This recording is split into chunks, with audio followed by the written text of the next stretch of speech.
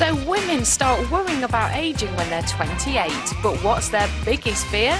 It's wrinkles. There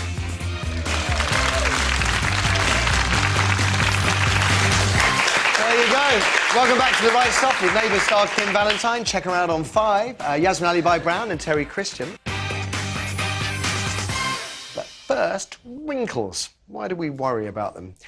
I actually felt like punching the air with joy when I read an interview with 37-year-old Strictly star Lisa Snowdon the other day, who said she's determined to grow old gracefully, wrinkles and all. She won't do Botox. More and more women, of course, are walking about expressionless and plasticky looking as they fight the ageing process using that funny jab. Now, last week, Kylie finally admitted what the world has known for years, that she's a Botox babe. Jerry Halliwell and Jennifer Aniston, they've tried it too. According to one report, 1 in 3 women over 30 uses anti-ageing products. I think 100,000 of you use Botox. Millions of pounds is spent trying to stop the ageing process. But why? I mean, surely the more we deny getting older, the more traumatic the actual process is going to be. And what are we afraid of? Is it that we're going to be dumped, that no one will love us, that we won't get a job? Or are we frightened of mortality itself? Maybe, and this is the bit I'm interested in, maybe if we treated older people better, if we revered them rather than reviled them, we would have far less to fear from nature and we wouldn't walk around looking like zombies. I mean, as it is, being old in Britain doesn't sound like much fun to me. A new report suggests a quarter of over 65s felt their lives have got worse in the past year. Many feel discriminated against. We're obsessed by youth, aren't we? So is it time to stop challenging the effects of ageing, as one face cream ads used to read, and embrace the skin we're in, as the company's ads claim now? That said, I suspect we've no chance of doing that until we develop a more positive attitude to the elderly. What do you say, Yasmin? As the oldest person here? Yeah. You should be. Are you? I am, of course, the oldest person by a long way. I would never judge or even look to tell. Well, I think Lisa Snowdon in 10 years is what I want to see. Yes. I bet there'll be a little bit of a change of mind cynic. there. Yeah. Well, it's true, because the pressure on us all, women, to not look our age The is pressure on you, is it a immense. pressure that women put on themselves? No, it's put on by images of women in the public space. You have to be very thin, you have to be perpetually young, you have to be... You know, these days, a woman has a baby. You cannot be perpetually young. I mean, no, I know, but the pressure is immense. You know, even now, a woman has a baby, and 3 weeks later, she's supposed to be in her bikini. The pressure is immense. And, OK, I do blame women, and I include myself. I look in the mirror now, I hate it. I don't like photographs of myself. I hate it. And yet, I'm very comfortable with myself. Inside myself, I know I'm all right. Do you think... But the image looking back at me, I just hate it. Do you think that part of the problem, well, it's chicken and egg, really, that we don't give the elderly a very good break in this country? I'm always amazed. You go to the United States and older people there, I think, get a much better deal from society as a whole. Is it that what happened first, that somehow we sort of boxed off the elderly? Or, I mean, where did this cult of youth spring from? It hasn't always been the case because, you know, you go back in other cultures and you can see the elderly are viewed as wise, they're the leaders, they're the people we defer to. And also they're seen as eternally beautiful. One of my favourite Hindi movies is a movie about extraordinary love and sensuality between a couple in when they're 65 or 66, you know, so... But I do think you're right that there's a particular view of older people in our society. In the US, because they got powerful, the grey power is what changed things.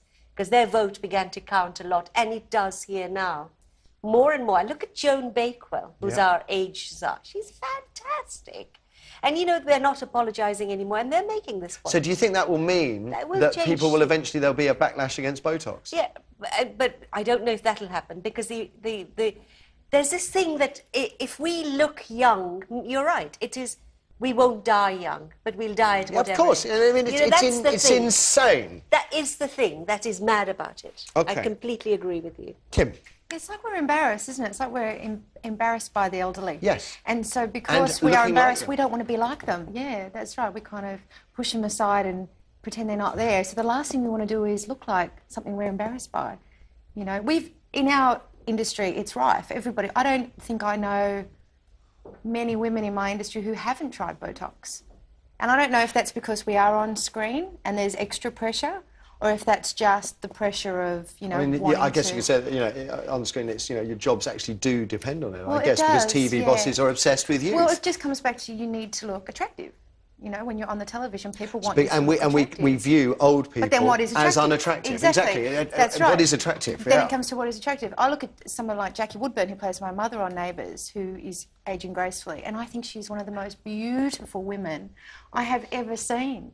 You know, without any kind of touch-ups or cosmetic surgery. Can you envisage a time when our attitudes towards ageing may change to a more positive way? I mean, it seems to me we're right out on a limb at the moment. But look at Helen Mirren. Yeah? And how everybody feels about Helen Mirren. They love her, they think she's sexy. Yeah.